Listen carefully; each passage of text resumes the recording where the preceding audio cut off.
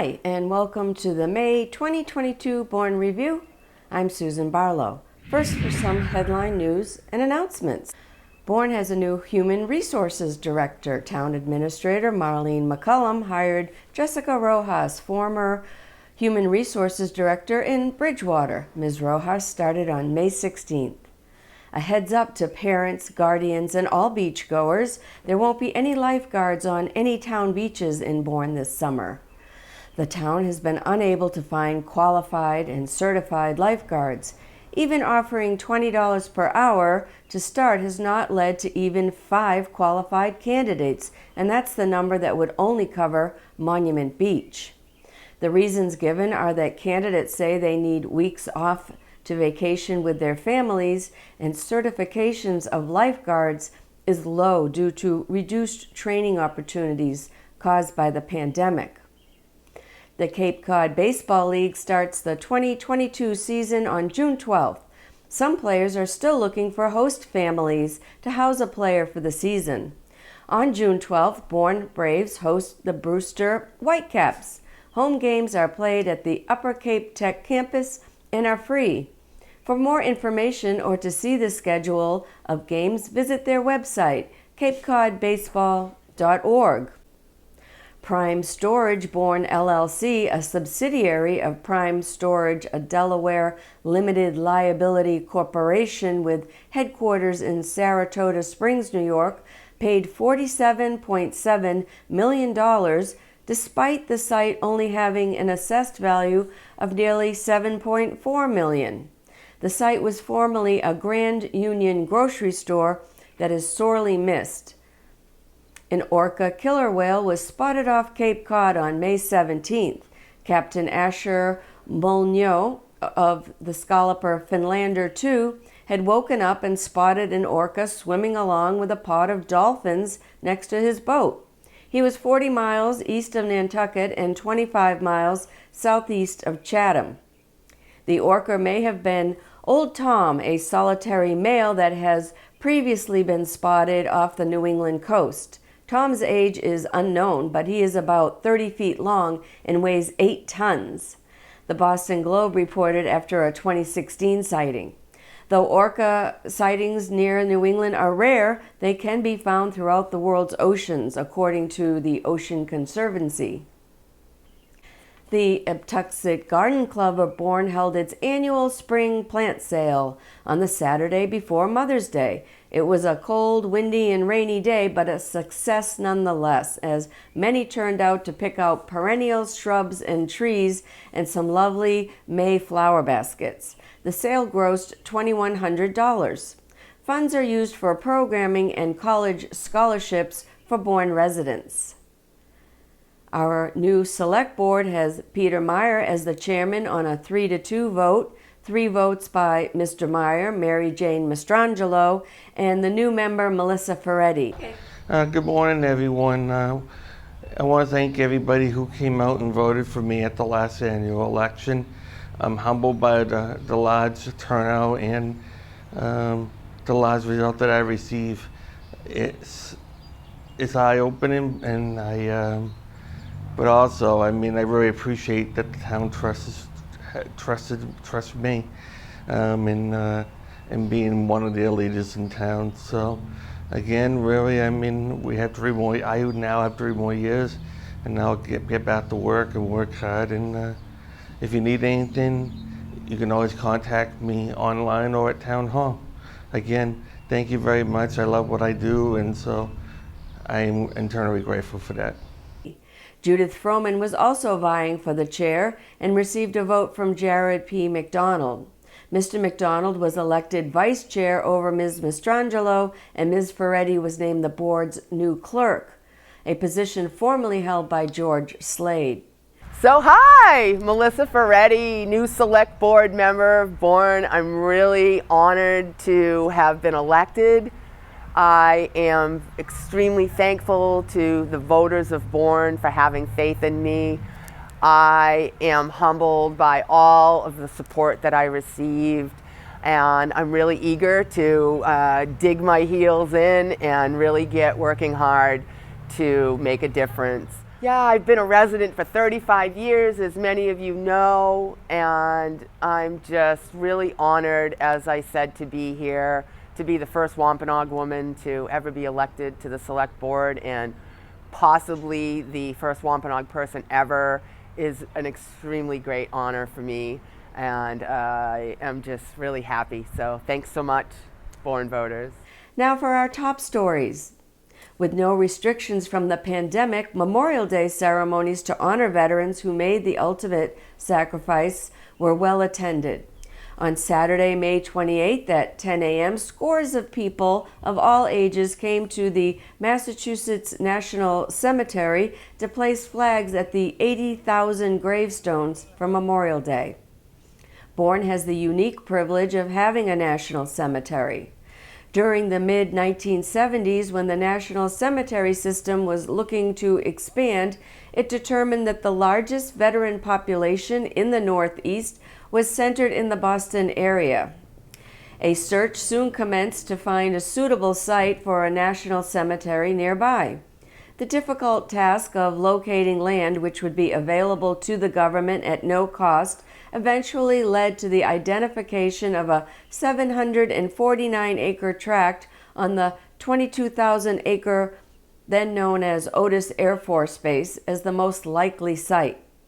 The base occupied land that was leased to the Department of Defense. A portion of this lease was terminated and the title for 750 acres was transferred to the VA's National Cemetery System in 1976. The Otis tract became the first parcel of land acquired by the National Cemetery System for the specific purpose of building a new national cemetery since 1949, and became the third new national cemetery to open in nearly 30 years. Calverton, New York, and Riverside, California were the first and second, respectively. The site was officially named the Veterans Administration National Cemetery of Bourne, Massachusetts, but over time to simply Massachusetts National Cemetery. Bourne also held a Memorial Day remembrance ceremony at Town Hall on Memorial Day. It was attended by Bourne American Legion Post 230 Commander Don Dastis, Bourne officials, veterans, militaries, families, with keynote speaker State Rep Steve Zaros.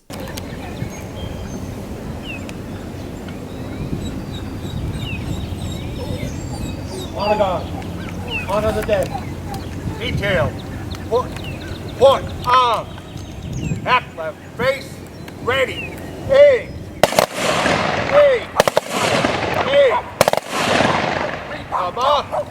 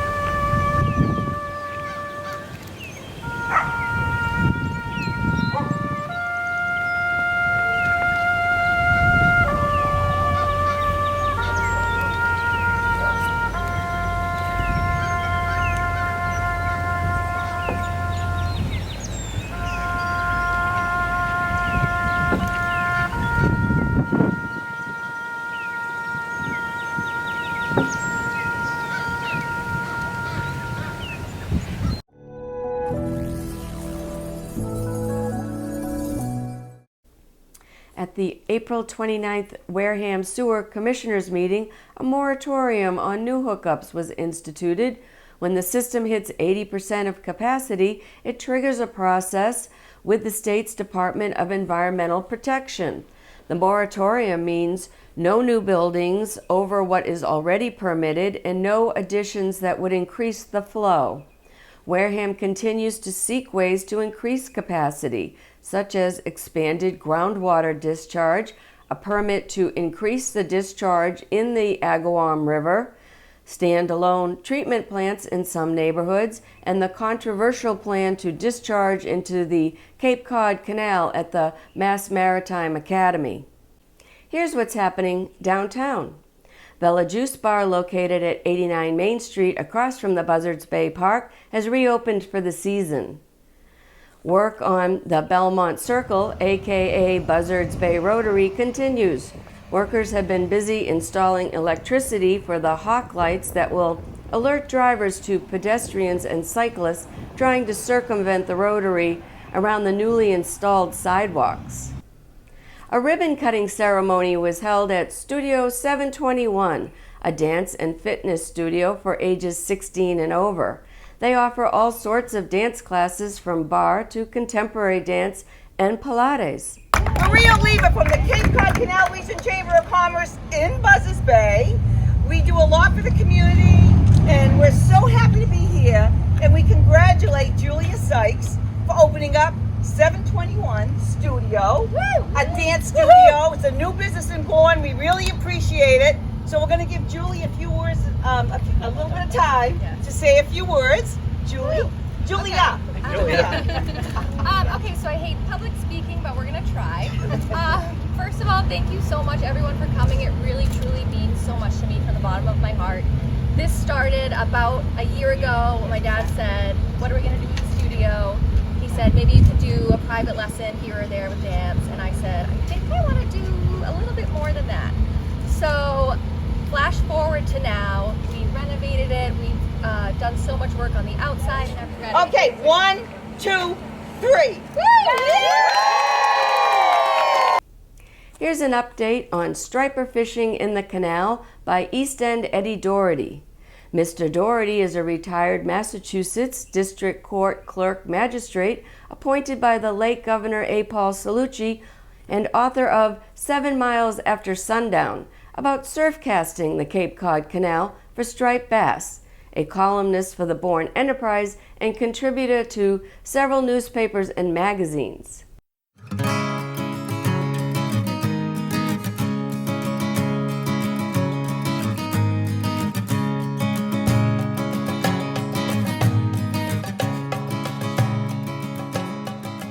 This fishing report is coming to you from the Cape Cod Canal. We're here on the mainland side at the herring run. This year started off kind of slow. April, there were some schoolies. May 7th is usually the magic date for striped bass, for fishing to start pretty well. But it was a little late this year because of the weather. After around May 7th, things got a little better. Jack Barton caught his first slot fish. He was very happy about that. A slot fish is a striped bass you can keep. It's 28 inches to less than 35 inches. So if it's less than 28 inches, you have to put it back in the water. If it's 35 or more, you put it back. So Jack caught his first slot. He was happy about that, to feel the tug after being locked up all winter and you couldn't fish. And I know exactly what he meant when he said that he felt so good to reel that fish in, get the cobwebs off of winter. And then May 12th, Kenny Nevins caught a 40-inch striper in the East End. And then a couple days later, Kenny caught a nice fish in the East End, the West End, and the herring run, all on the same day. I told Kenny, I said, these fish are going to start to recognize you. You're everywhere. That's the whole 7-mile gamut right there. So then May 16th, we had a full moon, and the full moon has a nice effect on fishing, and the same as the new moon. I usually prefer the new moon because sometimes the full moon is so bright it will scare the fish out of the water. So it's nice when there's a cloud cover on the full moon, but they both have about the same effect on the fish. And and you feel that effect for about 3 days before and 3 days after the new moon or the full moon. So we had a full moon on May 16th. 2 days after that, I caught a 21-pound striper on the surface with a surface plug, a Guppy Jobo Jr., which I really love. John Doble turned me onto that lure several years ago. I like it because there's different Jobos. This one's 3 ounces and it floats. And I like it to float because once you cast into breaking fish, if you don't have it floating, it will sink. It'll take you 7 or 8 seconds to reel it back to the surface. And meanwhile, fish are breaking around you. So I like this lure a lot. The third week of May, Dom from Red Top was fishing at the West End. And he caught some nice fish. He caught a slot fish and some other ones. And then the guy next to him hooked into a monster. He fought this fish for about 10 minutes or so. He brought it in, and he didn't measure it and he didn't weigh it for some reason. And so people around there, though, said that it could have been a 50-pounder. And other people said maybe 40 pounds. But in any event, it was definitely a nice fish. So there's some good fish out there. Just on May 23rd, a guy caught a 44-inch striper right down the way here under the power lines. So it's been good. There are a lot of bait in the water, which is a good sign. There's bunker. I saw one the other day, it was about 9 inches. I saw a whole school of them. And a small school of mackerel came in. There's squid, there's silver sides. There's a lot of different bait fish. So if they stay in the canal, it's good news for us. One of the reasons that the Cape Cod Canal is such a great fishery is because of the deep water. The center of the canal, the minimum depth is 32 feet. And so, you know, there aren't many places in the world where you can fish in 32 feet of water without a boat. So we're surf casters, we're standing on the side of the shore.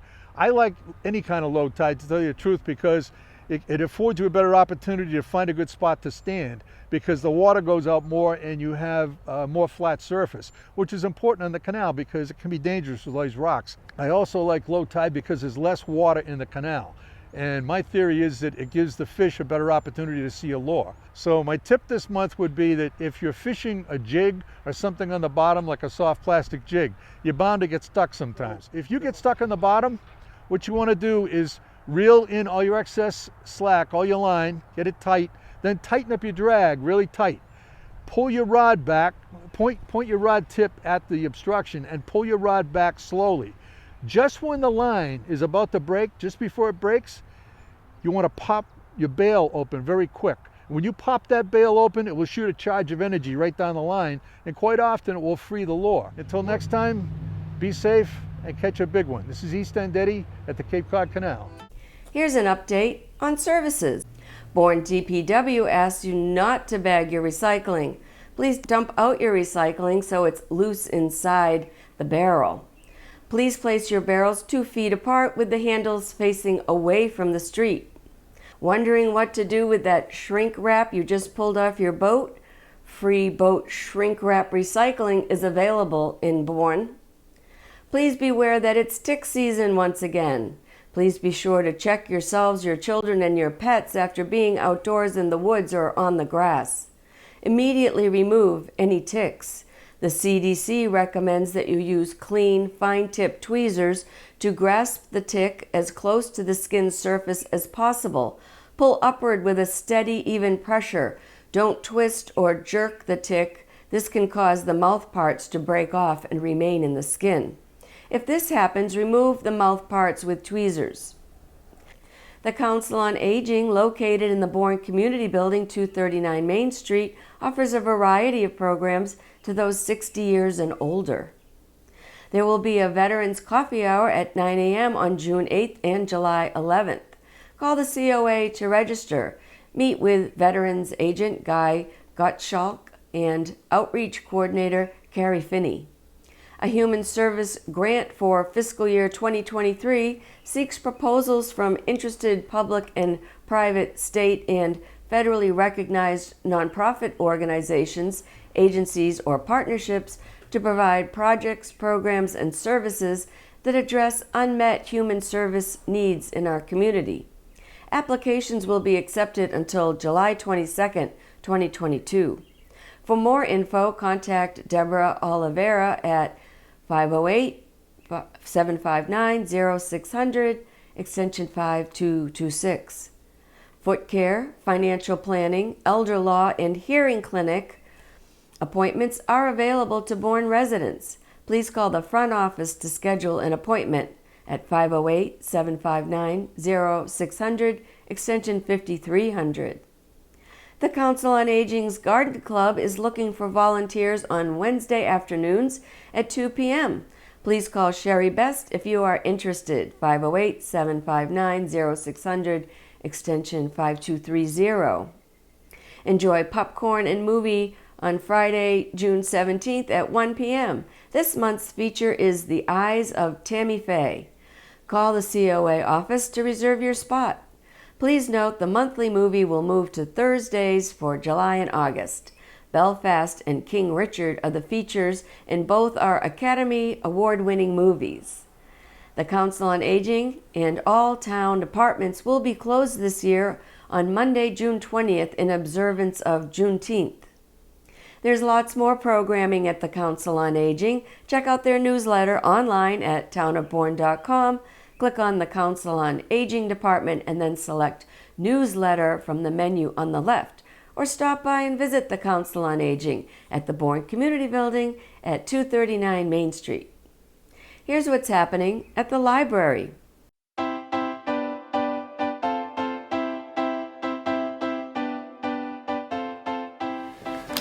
Good morning, it's Kathy and Aria, and it's time for summer reading. That's why we're in the children's room.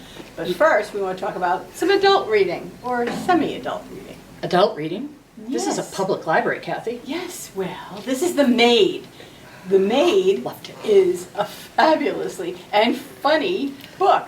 It's a mystery, but it's also sort of romantic and sort of comic, and it's really, really fun. And if you read it, you will absolutely return to a state of perfection.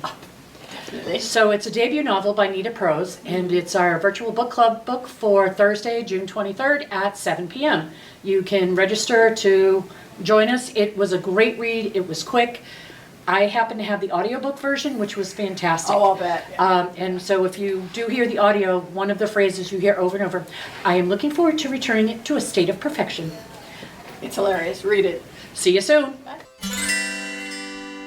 What have you got there? Tea. Yes, this is tea. It's tea from China. Oh, are you getting ready for our Basics of Tea workshop? I am. There's so many interesting different things about tea that you wouldn't normally think about. Well, if you want to learn more, come to our program, Basics of Tea, on Tuesday, June 14th at 3 p.m. And it's BYOC, bring your own cup. So some wonder how we actually do these little skits about what's going on at the library. Because we don't want to be boring. And sometimes we don't adequately plan. So we have a program coming up on Saturday, June 18th at 3 p.m. We tried to be very witty, as you know we are. Love songs from Broadway. Between the two of us, we couldn't come up with all the words to any of them. So we're going to allow Bourne Cable TV to add all of our little outtakes of what we tried to come up with. But we really want you to come to the program, and we might learn a few things too. So on Saturday, June 18th at 3 p.m., Stephanie Meal is joining us for Love Songs from Broadway. I hate to say she might be a better vocalist than we are. Hope to see you soon and have a laugh on us. Thanks. Just Then I've got miracle plays to play. We got hearts to perform, hearts to warm. Summer loving, happy a blast. I don't know the rest of the words. Okay. Disaster, rumors, handled by a master. Romance, sex presented pastorally. Phantom of the Opera. Christine. Give it up. You're the one I want from Greece. Oh, okay, I can do that. You know, You're the one that I from want. Greece, they're all dirty. Well, don't sing all the lyrics. The Friends of the Jonathan Bourne Library held its book sale on Saturday, May 21st, raising $1,600. It's one of their largest fundraisers and supports upcoming programming at the library. Here are some beautiful photos taken by area photographers showing the beauty that surrounds us.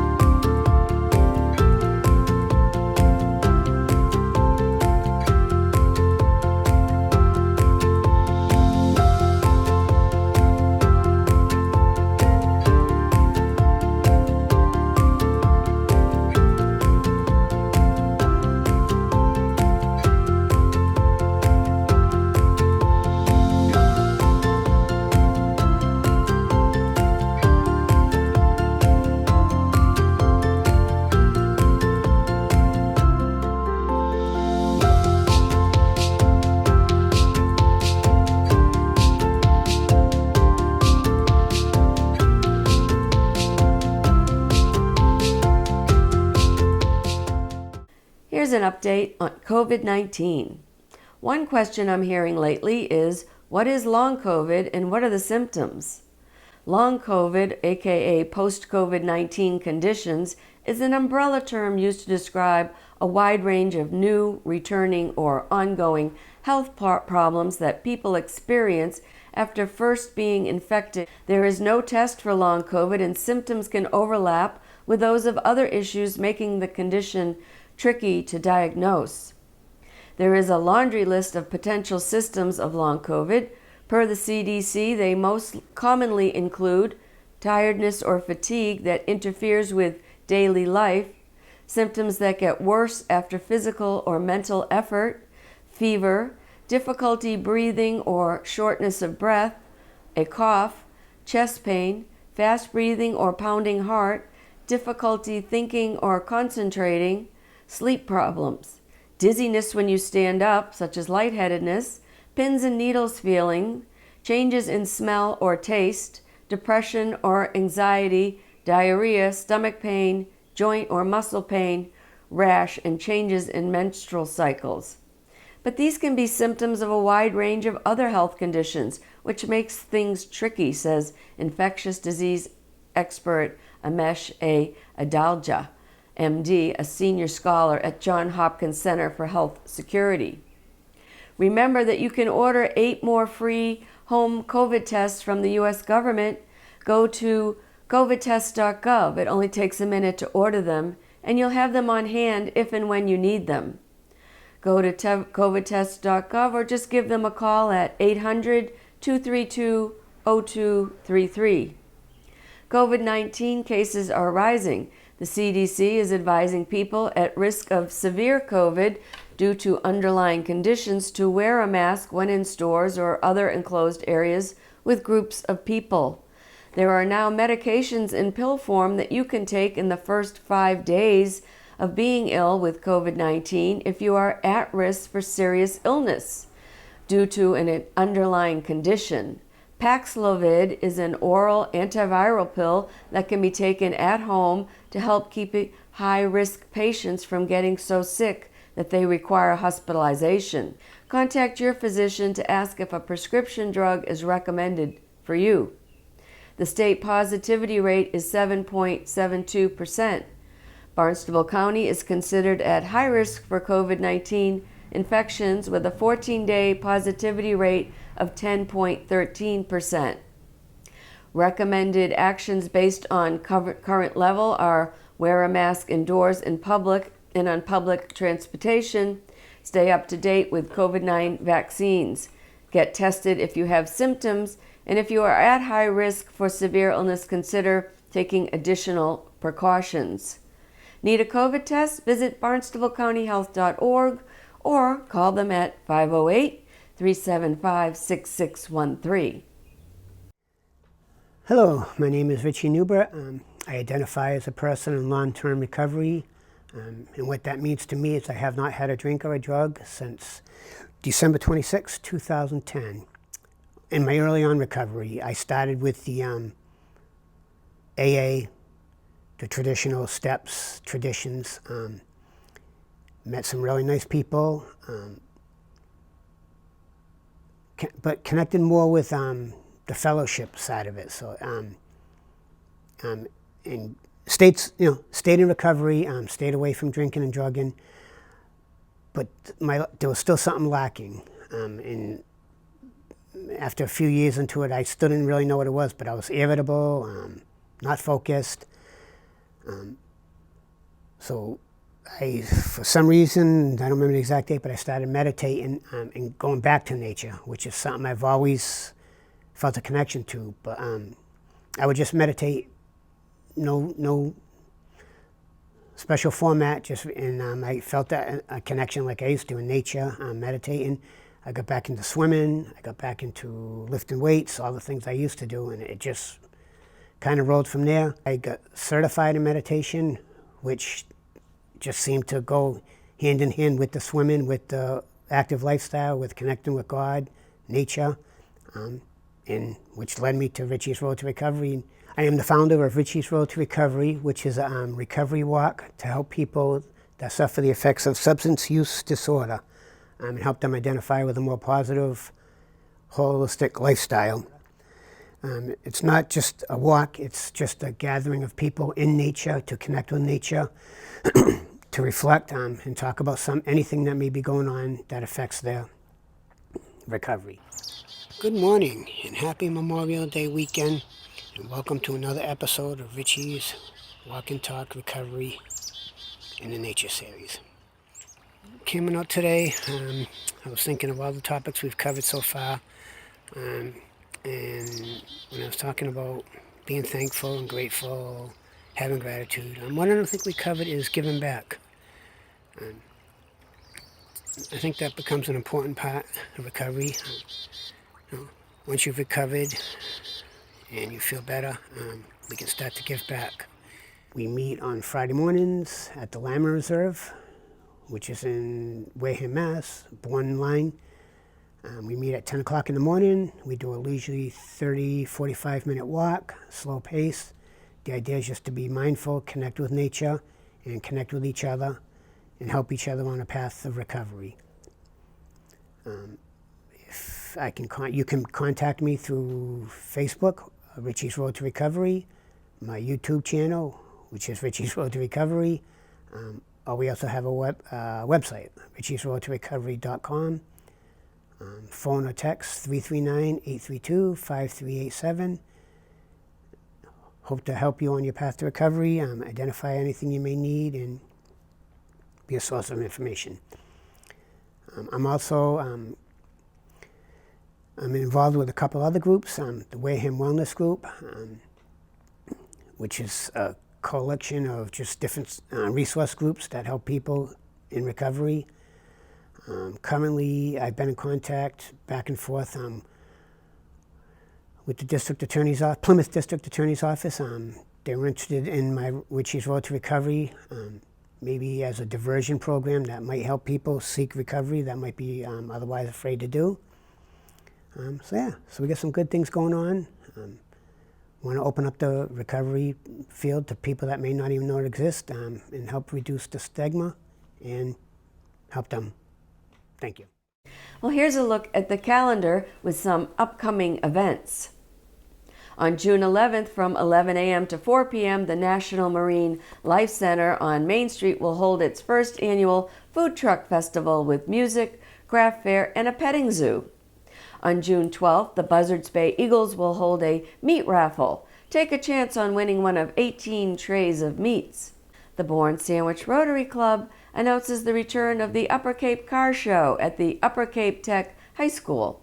Car shows will take place on June 14th, July 12th, and August 16th starting at 5 p.m. The traditional Tuesday night car cruise has been expanded to include a touch-a-truck and will also feature a static display from the United States Coast Guard.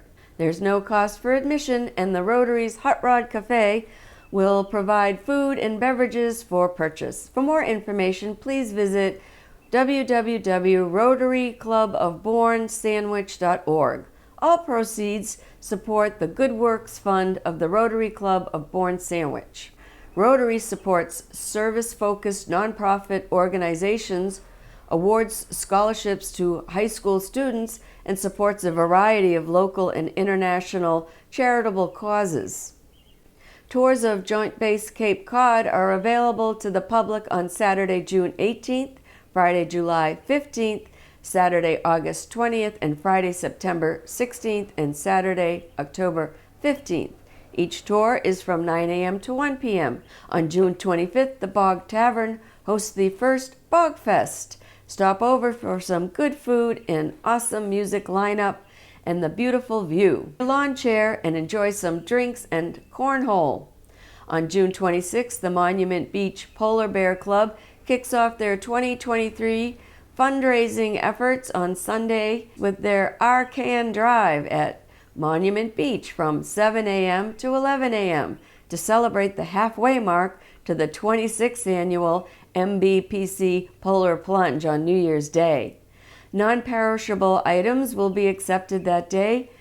Feel free to donate either store-bought items or foodstuffs from your own cabinets, but kindly ensure your items are not expired and are in good condition. Be sure to subscribe to our YouTube channel to keep up to date with what's happening in Bourne. Go to youtube.com and search for Bourne Community TV. You can also support Bourne TV by becoming a member. Visit bournetv.com and click on membership. Well, thanks so much for watching this episode of the Bourne Review, and I'll see you next time.